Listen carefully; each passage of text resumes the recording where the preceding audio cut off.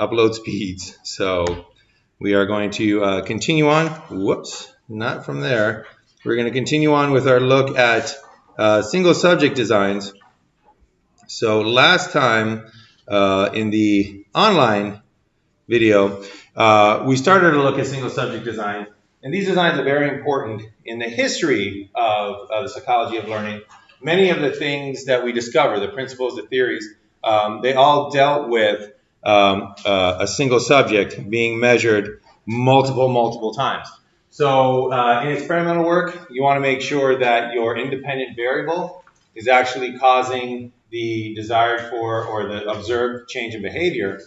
But especially in clinical work, so for those of you that are going into the clinical aspect of psychology, you're going to be doing therapy with your clients, oftentimes an individual client that you have specifically designed a treatment for, and you there want to know if you see a change in behavior, is your treatment what caused that change in behavior?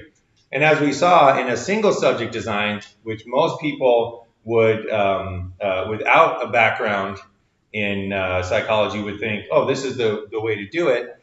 You just observe a person during a baseline period, the pre-treatment period, and then you observe them after the treatment begins. And if you see a change in behavior, you infer that the treatment caused that change in behavior. And as we saw for a single subject design, that is not the case. You cannot make that conclusion. So the example was if you had a person come to you and let's say that you're a applied behavior analyst and you deal with addiction and they want to stop smoking. First thing you do is you say, I need to know how much you smoke. And one way to do that is to just send them away with a tracker, like an app on their phone. And you just tell them every single time you smoke a cigarette, smoke as much as you want for this 1 week. And every single time you smoke, just pull your phone out, tap the app, and we'll find out how many cigarettes you smoke. So that's what would be here on the y-axis, number of cigarettes smoked. And these are the first 7 days. And you would find out after they came back to you in a week for their next appointment, you would find out that this individual is smoking around 17 to 18, cigarettes per day. So then you would institute your treatment. So this dotted line is when the treatment begins. And you would tell them one way to do this is to put in a cost for the smoking and to say, you're going to go to the bank, you're going to withdraw $500 in $5 bills, and you're going to carry some of those around with you wherever you go. And every time you smoke, you pull one of those bills out, you rip it up, and you throw it in the garbage, and that is the treatment. So that treatment has been tried before, and we'll see why it works, or why one of the reasons it works later on. But let's say that was your treatment. They come back in a week a little poorer, but not smoking as much, right? So they come back in a week, and their smoking has gone down. So we would love, as a therapist, to say, wow, what a successful treatment. This is what you're going to do for the rest of your life. So for the rest of your life, in order to bring your smoking down to where you're not smoking anymore, you're going to be ripping up $5 bills for the rest of your life with the hope that within a month, maybe 2 months, they're not ripping up any money anymore and they've just quit smoking. That's the hope. However, you cannot, based on this, conclude that your treatment was at all effective. And the problem is that you're dealing with one individual. And for that one individual, the treatment began at this moment, but maybe something else also began at that moment. And that's the real thing that caused this change in behavior, right? So anything could have happened at that point. Maybe your client lost their job when they started this treatment. And they took a hard look at their finances and they said, I got to reduce my smoking because I lost a job. Not because I'm ripping up $5 bills, but because I lost my job. Maybe on that day, they met someone and they started dating. And that person said, you know what, I don't date smokers. And they're like, smokers? What are you talking about? I'm not a smoker. So they weren't able to smoke as much because they were spending time with this individual. Maybe their mother doesn't know how much they smoke. And she came for a visit, knocked on the door, surprise, I'm here for a week. And they're like, oh, okay, so they have to sneak around. The point is that anything could have happened. Any sort of change, any weird random occurrence could have coincided with that treatment, and that's the real thing that caused their decrease in smoking. So it would be a mistake to think that that $5 ripping up treatment was what caused the change. And it would be an even bigger mistake to tell this poor individual, oh, the treatment seems to be working. Go on ripping $5 bills, for the rest of your life because it'll decrease your smoking. And 3 years from there, they're still ripping up $5 bills going, this isn't working. Or worse, they say psychology is malarkey, and I'm not even going to try to quit smoking. So we have to make sure, especially as clinicians, that our treatment was actually doing the change in behavior. So how do we do this? Again, we just have the one subject. Well, one of the most popular methods is to use a reversal design, known as an ABA design. So we got A for the baseline, we got B for treatment. I know it should be B for baseline, that makes more sense. If you had a little picture book for infant psychologists, it would be B. B is for baseline. It's not. A is for baseline, it occurs first. B is for the treatment phase. And what we do in a reversal design is we remove the treatment and we go back to baseline. So that second A is where you remove the treatment and you say, we're no longer doing this treatment, let's see what happens. And then you can do this as many times. So an ABAB design would be, let's do a baseline, let's do a treatment, back to baseline, back to treatment, and that's that design. So why does this make us more confident that our treatment is being effective? Well, back to that cigarette smoker. So once again, first baseline, they come to you, they're like, I need help, I need treatment. And your first thing is to say, great, go and smoke for a week, but track how often you smoke. They come back, you're like, all right, about 18 cigarettes per day. Let's try this treatment, go to the bank, start ripping up $5 bills. Treatment goes down, but again, we don't know if it's because of the behavior goes down. We don't know if it's because of the treatment, or maybe their mother came for a surprise visit and their mom doesn't know that they smoke. So what we do is at the end of that treatment period, those 7 days, we say, wow, the treatment seems to be working pretty well. Seems like, we're getting a handle on your addictive behavior, but let's try this. For the next week, stop ripping up $5 bills. We're removing the treatment. So for the next week, you smoke as much as you want to, and we'll see what happens to the behavior. If the behavior goes back up to where it was during baseline period, that's a good indication that this decreased behavior, this change in behavior, was caused by the treatment and not by any other factors occurring. Because what are the odds? The odds go way down that this person's mother just happened to show up on the day that they started their treatment, right? Happened to be like knocking on the door, surprise visit, I'm here for a visit, and they're like, oh no, I can't smoke. That, has a certain probability of happening. But what are the odds that on the day that you say you can stop treatment, their mom is like, well, I've been here for as long as I can, but I'm going to go back, to my home. It was a great visit. And oftentimes, just to make sure, in treatment, you'll do multiple reversals. So you'll say, all right, we're on the treatment, now we're off the treatment, now we're back on the treatment, now we're back off the treatment. And every single reversal makes any of those coincidences much less likely, and it makes the treatment much more likely. Because again, what are the odds where you're like, oh, you're on the treatment today, we're going to start it, and the guy gets home and mother is like, surprise, I'm here for a visit, and he's like, great, I can't smoke.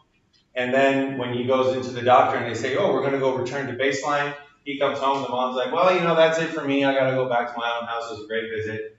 So they're on baseline again, and then when he goes back to the therapist, and the therapist is like, all right, we're back on the treatment for this week. He comes back home, and the mom is like, hey, I'm back again, right? I mean, the odds of that happening are so low that when this occurs, we can be much more confident that that return to baseline, if it returns to that same level, it was a treatment and not some other factor that was causing that change in behavior. And of course, at this point, once we've narrowed in that it is the treatment, we want to make sure that this person does get the treatment that they need. So we return back to treatment and we say, all right, the treatment seems to be effective. So now for the rest of your life, rip up those $5 bills every time you have a cigarette. And because we now have confidence that the treatment is effective, we know that that level of smoking is going to go down, down, down, down until they're able to quit. All right, any questions about the reversal design? This would be an A baseline, B treatment, A baseline, B return to treatment, or AB design. Any questions about that so far? All right, so this is a pattern of results where we know or where we have confidence that the treatment was effective. However, if we did the baseline and then we did the treatment and the behavior went down and then we returned to baseline, we removed the treatment, we told this person to stop tearing up $5 bills, and the baseline remained, the behavior remained low during the baseline, this is an indication that our treatment was ineffective. Because here we've removed the treatment, but the behavior hasn't gone back to where it was originally.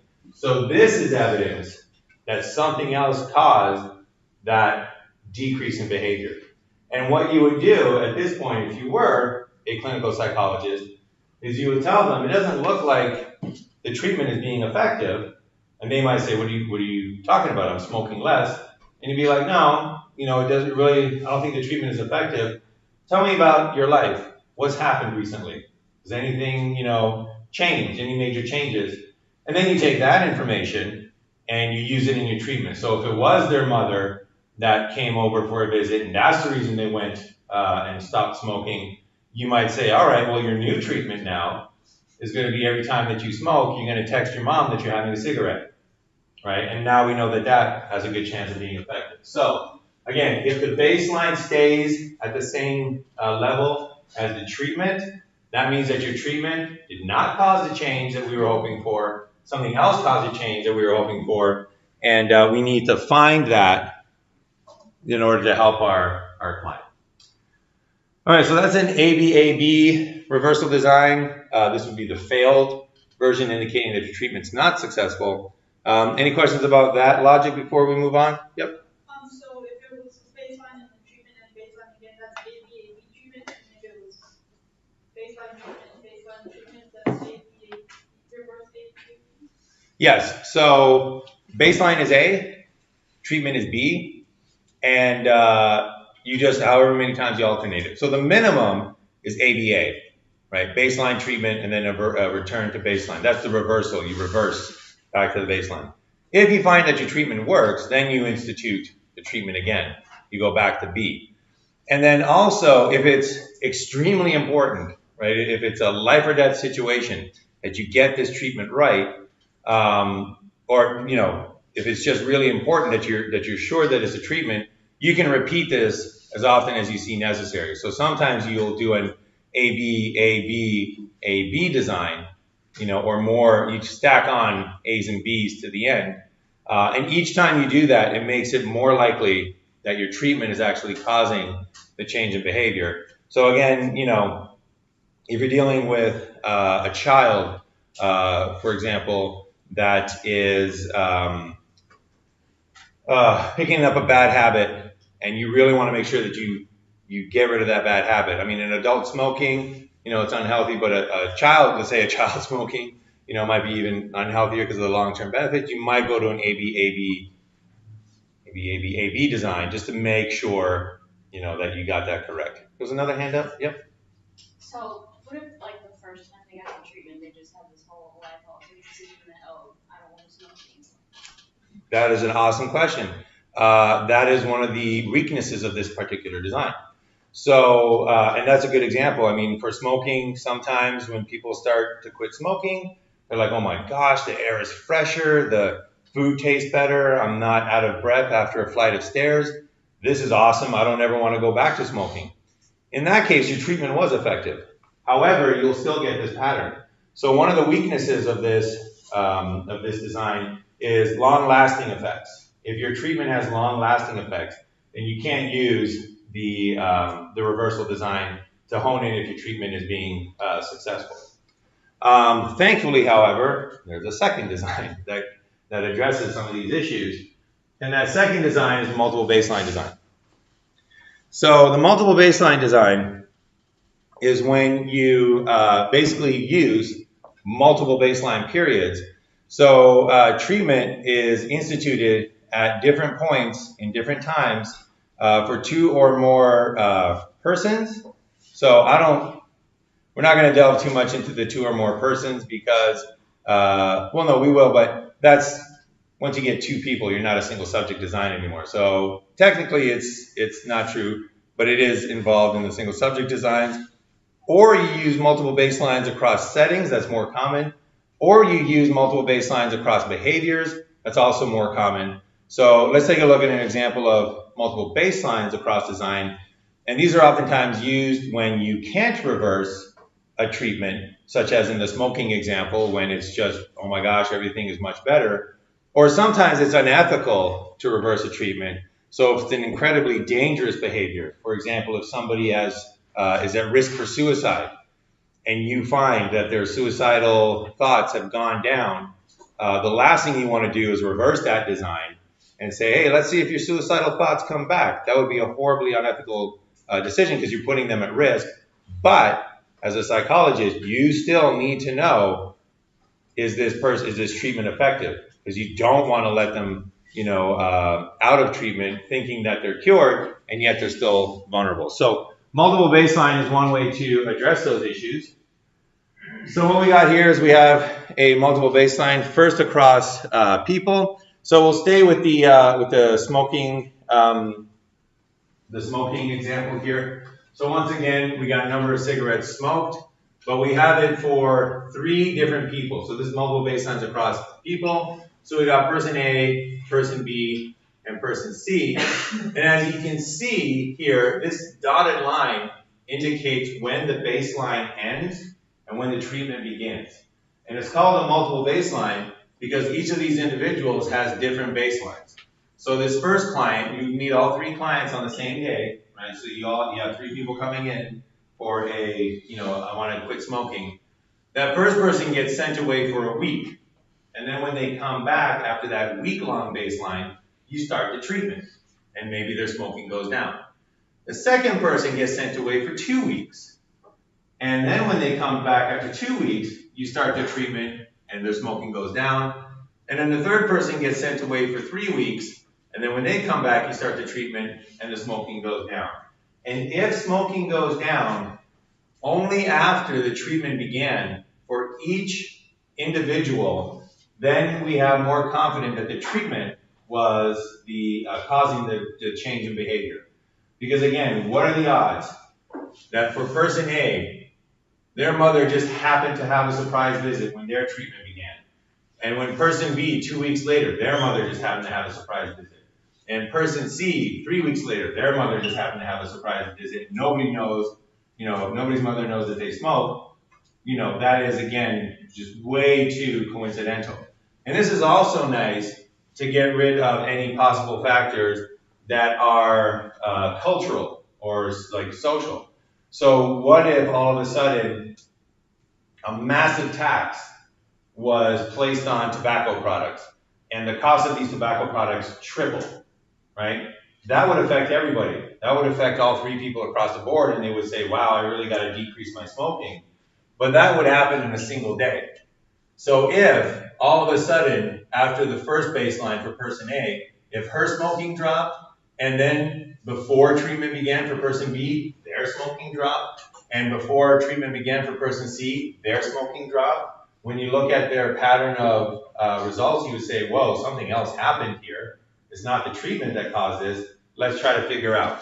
So again, it's a way of finding out if your treatment is causing the change in behavior, or maybe some other thing like a massive tax on tobacco products was actually causing the change. All right, so that's multiple baselines across persons. You can also do multiple baselines across situations. So again, let's say that you have one individual and they want to quit smoking, and you don't want to use a reversal design because again, maybe there's the long-term benefits. So in multiple baselines across situations, you would start treating them, but only in certain situations. And you would say, all right, for the first week, smoke as much as you want, record how much you smoke. And then when they come back to you after that first week, you're going to say, all right, take out those $5 bills, rip one up every time you have a cigarette, but only when you're at home. So when you're at home and you have a cigarette, rip up that $5 bill. But anytime you have a cigarette anywhere else, feel free. So you start the treatment, but only in certain settings. And that again is multiple baseline across situations or across settings. So we only start with smoking at home. And if we see only a decrease in smoking at home, then that makes it likely that it's the treatment that's causing the desired for behavior. But maybe the mother, again, surprise visit. So what we do is we institute the treatment after a second baseline, in this case a 2-week baseline, and we say, all right, you're going to continue not smoking while you're at home, but now you're also going to rip up $5 bills if you're smoking at work. So if you take a smoke break, you go outside, light up that cigarette and tear up that $5 bill. And now if the behavior stays low at home and only now goes down at work, that is again even more effective or more evidence that it's the treatment that's causing the reduction in smoking. And then finally you would say, all right, we're going to implement this now for the third setting.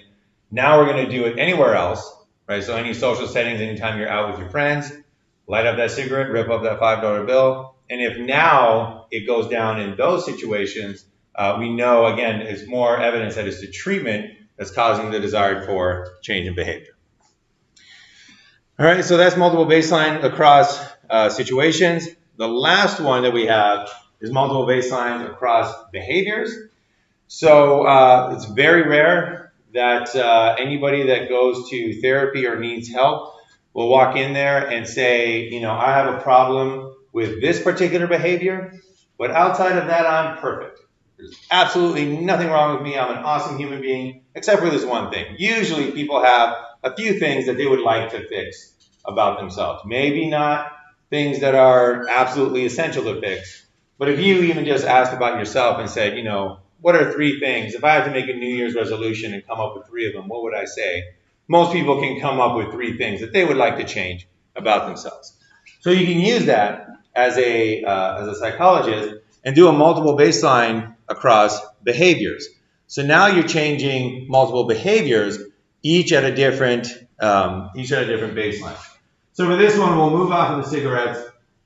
And let's say that a parent brings in their child, and their parent says, you know, my child is disobedient. You know, he won't listen. He's very stubborn, and I need some sort of treatment technique, you know, to help with this. So you're like, all right, well, we'll do that. But what else does your child do that you find, you know, that needs to be changed? And let's say that they're like, oh, he's always, you know, making faces, you know, being rude in that manner. And you're like, okay, making faces. And let's say that the last one is he continually picks his nose. And you're like, all right, let's change those as well. So for the first week, you would have them record baselines for each behavior. How often is he stubborn and not following rules? How often is he making faces? And how often is he picking his nose? And then at the end of that first week, you would say, all right, what you're going to do is we're going to use negative punishment, right? So things like timeout, putting somebody in a timeout chair. Negative punishment sounds horrible. It's actually way better than positive punishment. And we'll learn about that when we learn about contingencies. But let's say that, you know, you tell them every time he's disobedient, 2 minutes in a timeout chair. And you institute that behavior.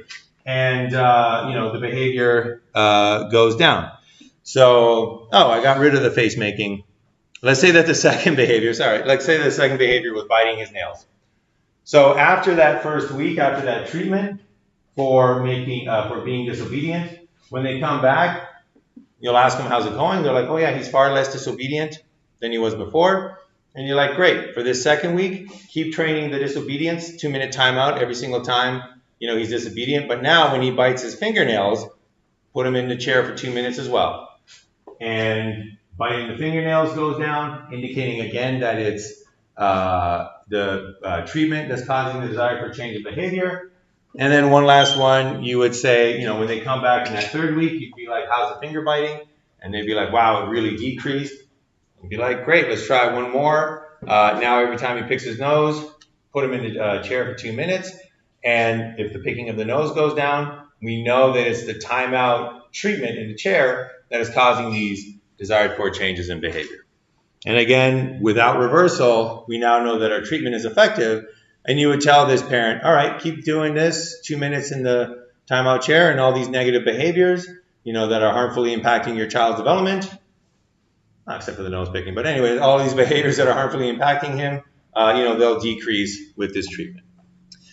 All right, any final questions on the single subject designs?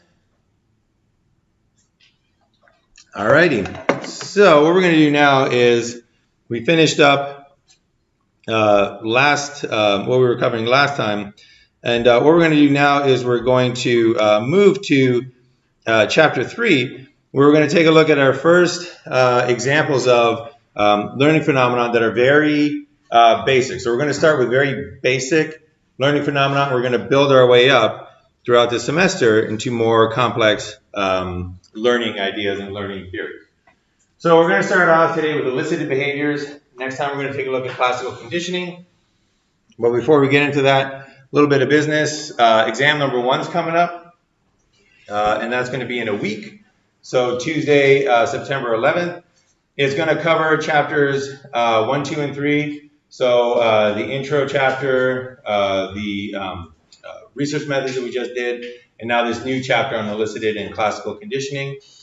It's going to cover the lectures that we had, except for the first kind of introduction day. So there will be no question on how do you spell my name or anything like that, what's going on in week 4 of the syllabus, nothing like that. But everything from the second lecture, August 23rd, up until next time's class meeting. The format is going to be multiple choice. So for those of you that have been in my previous classes, this format will be familiar.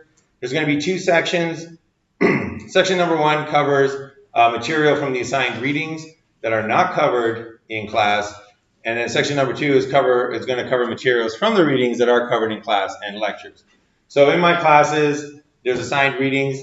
These are all, I choose a textbook so that this is information that you should know of when you take a Introduction to the Psychology of Learning course. However, there is some information that is fundamental. Oftentimes, some of that is challenging. That's what we cover in class. But you still need to know of the other material. So to kind of reflect that, the material in the readings, in the assigned readings that's not covered in class, that's going to be worth 1/3 of your score on the exam. The material that is covered in class is going to be worth 2/3 of your score. And then further, section 1 on, again, those readings that we didn't get to in class, again, just we don't have time to cover everything, those will be tested with recognition type questions. So can you recognize the material? No deep thought, no implications, no applications. Basically, have you read and remembered, that material? That's what's going to be in section 1. And then in section 2, we can also have those recognition type questions, but you might also get application type questions. So a kind of classic question that might be involved in section 2 would be something like, Jim is trying to increase his confidence. So he goes to a therapist and she gives him strategies, to use in order to be able to be more outgoing and talk to people. But first she says, only try this at school. And then after a week she says, oh, now try this at work. And then after a week she says, now try this in social situations. What is this an example of? So that is an application question. You read the situation and you go, that's a multiple baseline, 3 different situations. That's a multiple baseline across situations. That's a question that you'll find in section 2. If we didn't cover single subject designs and we were looking at multiple, and you had to learn multiple baselines on your own, the question would be something like, in a single subject design where you have 3 different baselines and their treatment is implemented in 3 different situations, that is and then you would have to identify which one of those it is. So recognition type questions in section 1, recognition and application questions in section 2. And section 2 will only be on information and topics that were covered in class and also those associated sections in the reading. All right, so for example, section 2, you will have questions on the multiple baselines and reversal designs. You will have questions on cumulative recorders. You will have questions on what's an independent variable and a dependent variable. all the things that we covered in class. All right, any questions about exam number 1 is coming in a week? All right, so that's the only thing we're going to do in class that day. So come to class, bring a pencil, bring an eraser, and once you're done, that's it for that particular day. All right, so let's get going on the new stuff for today. So what we're going to take a look at today is some learning phenomenon that's going to be able to, that we're going to apply to understand some interesting phenomenon that occurs. So oftentimes, when you go to a party, you know, you can hone in on a certain conversation.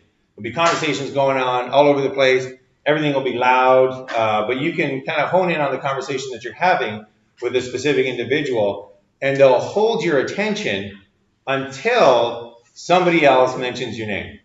So they'll hold your attention, and you kind of drown out everything else, but then all of a sudden somebody's like, Igor, and you're like, what was that? So how is it that you're able to drown out everything except when it's your name? That's known as the cocktail party effect. So we'll take a look at one possible explanation for that.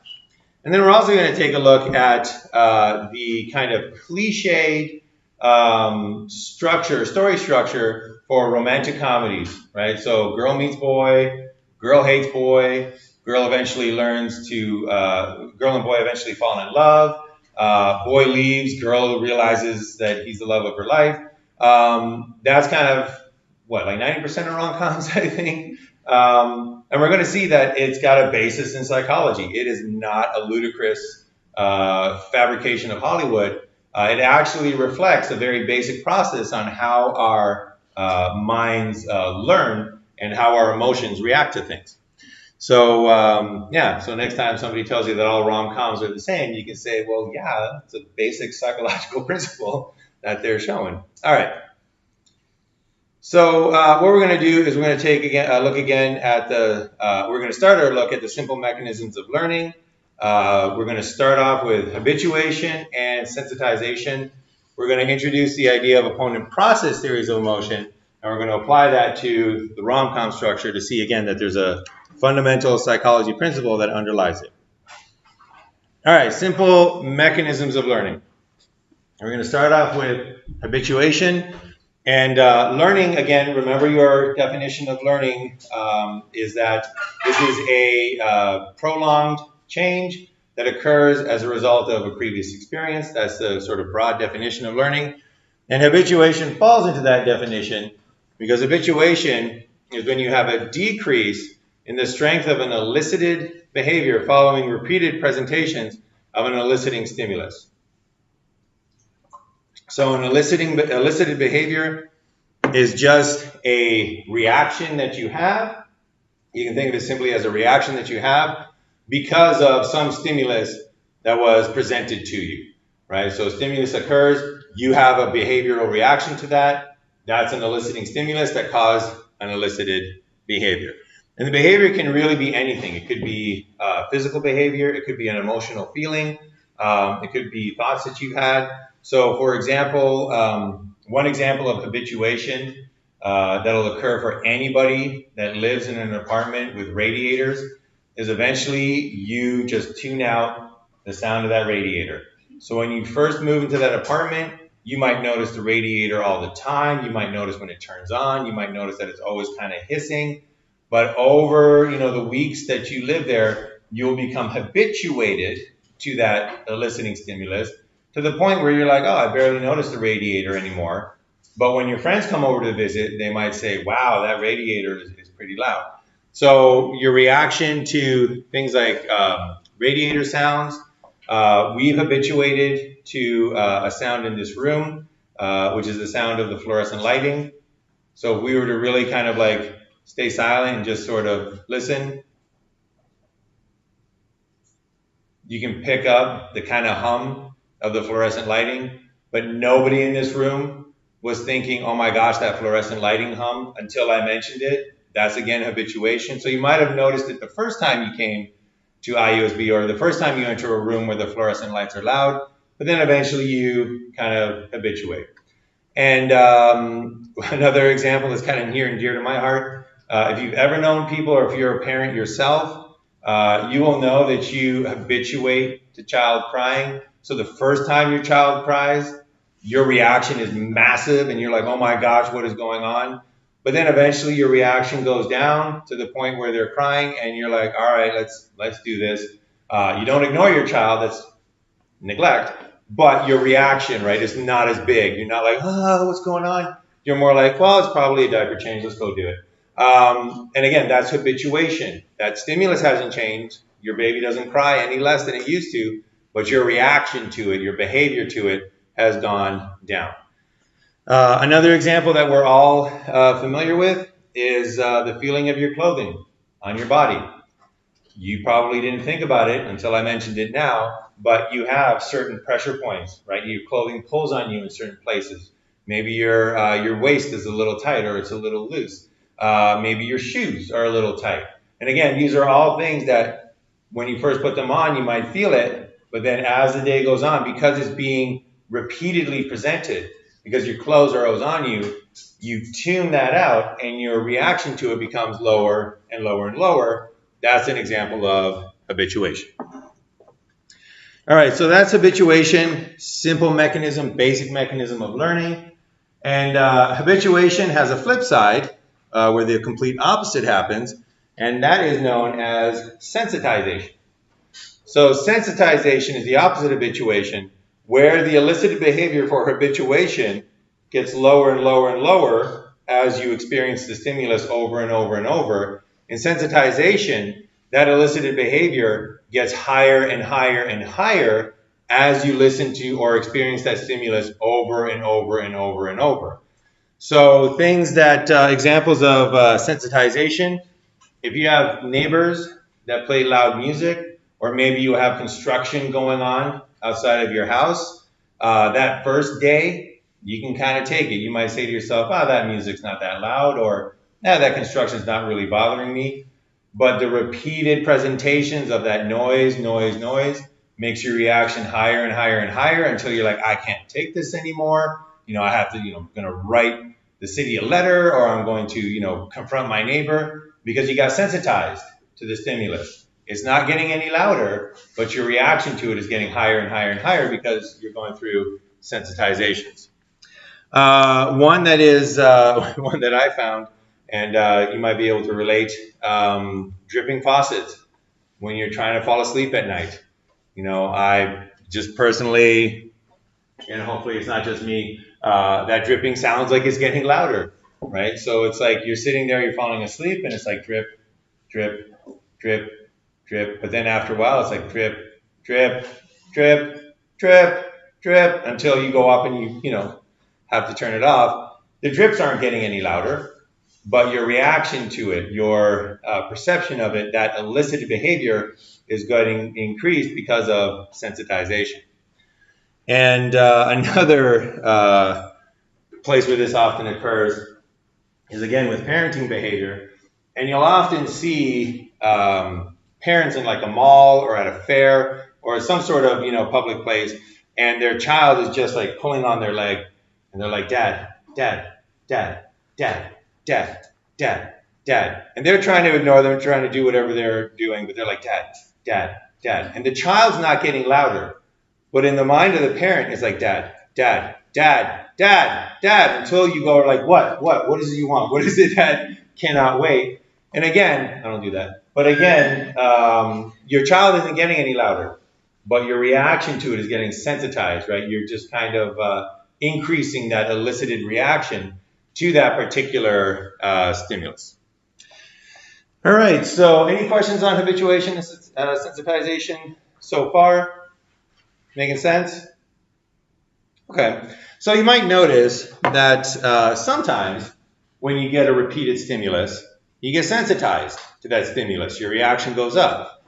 Other times with habituation, you get a repeated stimulus and your reaction to it goes down. You get habituated. So both of them have repeated exposure to a stimulus. So psychologists have investigated, well, when does repeated exposure lead to habituation? And when does it lead to the complete opposite, which is sensitization? So they've identified some broad characteristics of stimuli that leads to habituation or sensitization. Again, these are generalizations. You can always find exceptions. But in general, the typical result is that habituation will occur to a low intensity stimulus. So habituation will occur to, quiet sounds, low lights, low intensity things like a radiator. Right? A radiator is not that loud. So you will get habituated to repeated presentations of a radiator sound, but sensitization will occur for a high intensity stimulus. So that construction work that's going on outside is loud. And because of that, you'll sensitize to repeated presentations of a loud stimulus. You'll habituate to repeated presentations of a less loud, low intensity stimulus. What happens if it's somewhere in the middle? What happens if it's an intermediate intensity stimulus? Like a child tugging on your leg, going, dad, dad, dad. That's not too loud. It's not too soft. It's somewhere in the middle. Those ones begin at sensitization. That's why the parents who are like, what is it you want? What cannot wait? They tend to be new parents, right? And you can tell the parents that are on their third and fourth child because it's not new. So intermediate stimuli start with sensitization when they're new, when you have less experience with them. But as you gain experience with intermediate stimuli, you actually become habituated to them. So you can see the parent that's on their third or fourth child because they'll be in that situation and it'll be like, dad, dad, dad, dad. And they'll just be doing what they want because they habituated to it. So they'll be shopping, they'll be like, dad, dad, dad, dad. Yeah, we need cereal, dad, dad. Ooh, I like these pickles, dad, dad. They have no reaction to it because they've habituated to this intermediate intensity. So intermediate starts off, sensitization, you go through a period where you're like, oh my gosh, this is the loudest thing I've ever heard. And then it moves on to, you can completely ignore it. Well, not completely, they still hear them, but your reaction is less through habituation. All right, other characteristics of stimuli that get habituated and sensitized has to do with how important they are. So you tend to habituate to irrelevant stimuli, stimuli that you don't need to care about. So I want to emphasize that. These are not stimuli that are not important. They're stimuli that you don't need to care about. And one stimuli that you don't need to care about is your clothing. That's not to say that wearing clothing is irrelevant. Please don't try that. But you don't have to worry about your clothing because we do not live in a world where your clothing disappears and reappears randomly. So if we lived in a world where, you walk into a room, you look down and you're like, oh my gosh, where's my shirt? Then it would be a relevant stimulus and you would keep checking. Where's my clothes? Where's my clothes? Oh, they're here. And you wouldn't habituate to your clothes. But because we know we put on our clothes and they're not going to disappear, we don't have to pay attention to them. The tension in our clothes is an irrelevant stimulus. It's not giving us any new information. So we habituate that out. Relevant information, however, a relevant stimulus gets sensitized. So you probably experienced it this summer, wasps. When they buzz, when they make that, that buzzing, flying sound, that's highly relevant.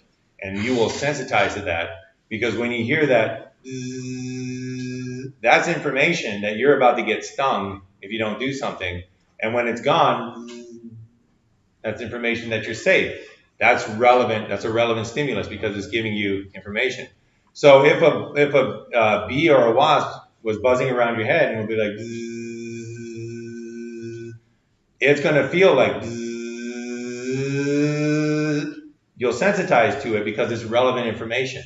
However, your clothes, again, and anything that's irrelevant is quickly habituated away.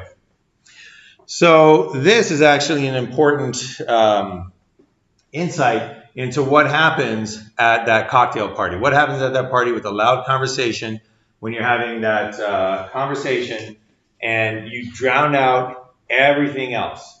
So when you're having that conversation and everybody else is talking, that is all irrelevant stimuli, right? So you're talking to your friend, other people at the party, you might not even know them, so you don't care about the fact that they just bought a boat, or you don't care about the fact that their child was chosen for the lead in their school's play of Romeo and Juliet. It's, great for them, but it's irrelevant, right? It's not important to your life. So you're able to drown all that out, and you don't need to pay attention to it. So you habituate as you go into the party. You begin with, wow, this is pretty loud. And then you habituate to it, and you're like, you can hone in on the conversation that you're having with your, with the person you're talking to that is relevant, right? So you are talking to them, you're interested in them, they're giving you relevant information.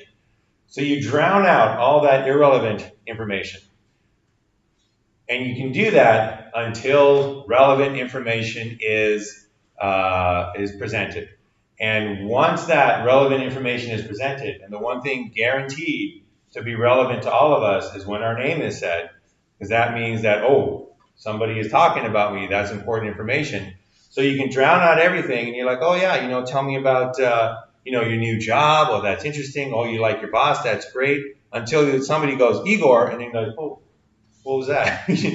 Relevant information, I'm gonna pay attention to this. So it moves from something that you're habituated to, so all the irrelevant stuff, blah, blah, blah, that all gets habituated to, but as soon as your name pops up, it changes to a relevant stimulus, and now you're like, ooh, I can hone in on that conversation, and you actually have trouble listening to the person that you're talking to. So that's also why you'll know what's important to other people if they come up to you and they're like, ooh, I couldn't help but overhearing, right? Whenever they say, ooh, I couldn't help but overhearing, they're literally telling you, oh, that's really important to me. So if you're at a party and you're like, blah, blah, blah, this, and this, did you invest in Canada's exploding marijuana market, right? So marijuana is getting legalized in Canada sometime in September, and people are buying stocks there like crazy now to try to capitalize on this, soon to be legal market. If somebody is in the stock market and you're sitting there and you're like, blah, blah, blah, how's your wife and kids, blah, blah, blah, how's your job? Oh, that Canadian stock market with marijuana, that's when they're going to come over and say, ooh, I couldn't help but hearing, which is code for, ooh, I couldn't help but be sensitized to this relevant information. Can you tell me more? So again, this is one of the possible explanations for this cocktail party effect. The information starts out irrelevant, you habituate to it, but as soon as that relevant stimulus pops up, you then sensitize to that conversation, and you hone in on it. All right, any questions or comments about habituation and sensitization? Yep. How is that, so would an in-between one be when, people get used to hearing trains, and, they get comfortable with it at night? Mm-hmm. They've been in a train track, and they get used to hearing the train, go by, and it, now helps them sleep, because it's weird if they don't. That would be a good example of an intermediate stimulus. If for the first few weeks that they were there, they were like, oh my gosh, these trains, I don't know if I'm going to be able to handle this. And then afterwards, so that would be the sensitization part. And then afterwards, they're like, oh, I barely hear the trains anymore. I actually need them to sleep. That would be the habituation side. So that's a good example too. Any others? All right, so we don't have enough time to go through the entire opponent process theory of emotion today. So I'm going to introduce that. We'll cover it next time, as well as our first look at classical conditioning. So the opponent process theory of emotion, this is it's going to involve habituation and sensitization. And it was introduced to explain after effects of really strong emotional experiences, right? And specifically, these after effects tend to be the opposite emotion. So when people go skydiving, right, they jump out of the plane and they're like, oh my gosh, I'm terrified. This is the scariest thing I've ever done. Fear through the roof, right? I'm experiencing this intense emotion of fear. And then when they land and they're safe and that fear is gone, it's not like they return back to normal and they're like, oh, I'm back to my normal self. They get the complete opposite emotion, right? They get this feeling of indestructibility. They're like, oh my goodness, I can do anything. Let's go do this. You know, it's like, I'm indestructible, right? So why? Why is it that when the fear goes high and gets turned off, all of a sudden you experience the opposite of it? And this is also was observed when people have a highly positive experience. So if they experience great joy or great happiness, oftentimes they'll go into a very sad state. So, for example, postpartum depression is an example of this. So mothers go through this period where the greatest thing ever has happened to them, and they have this bundle of joy, and they're happier than they could ever be. And then a week later, the complete opposite, you know, and they're like, what is going on? Why is this occurring? So we're going to take a look at the opponent process theory of emotion, and we're specifically going to apply it to again, the structure of the rom-com. So nothing as dark as postpartum depression. We're going to take a look at the structure of the rom-com. So why is it that in just about all of these movies, there's a period where these two individuals do not like each other, and then eventually, you know, by the end of it, they're absolutely in love with each other. And I'm popping up these examples because I'm very interested, and I study metaphoric information in pictures. And this back-to-back structure is an example of metaphors in pictures. So this back-to-back is a piece of information that tells you that they're not going to like each other. They're going to be, you know, dislike between them at the beginning. So Matthew McConaughey, when he was in his rom-com phase, did this all the time. And they used to laugh that he just can't stand up straight on his own. He actually needs someone to support him. But really, it is literally a pictorial device that communicates to people that are not going to get along, and it's international as well. It's not just North American society. So we're going to take a look at that, and we're going to take a look at why that rom-com is not ludicrous. It does have psychological basis because, again, they're going through opposite emotions. They're starting off hating each other, can't stand that guy. And then later on, they're like, oh my goodness, love of my life. So how can we explain that opposite swing of emotion? We're going to take a look at it next time, but remember the habituation and sensitization that we already talked about, because this opponent process theory uses that idea of habituation and uses that idea of sensitization. So all that and more next time. That's it for today. So I will be processing grades and answering Canvas over the next couple of days, but that's it for today. So I'll see you all next class in this room. This is our new permanent home for Psychology of Learning.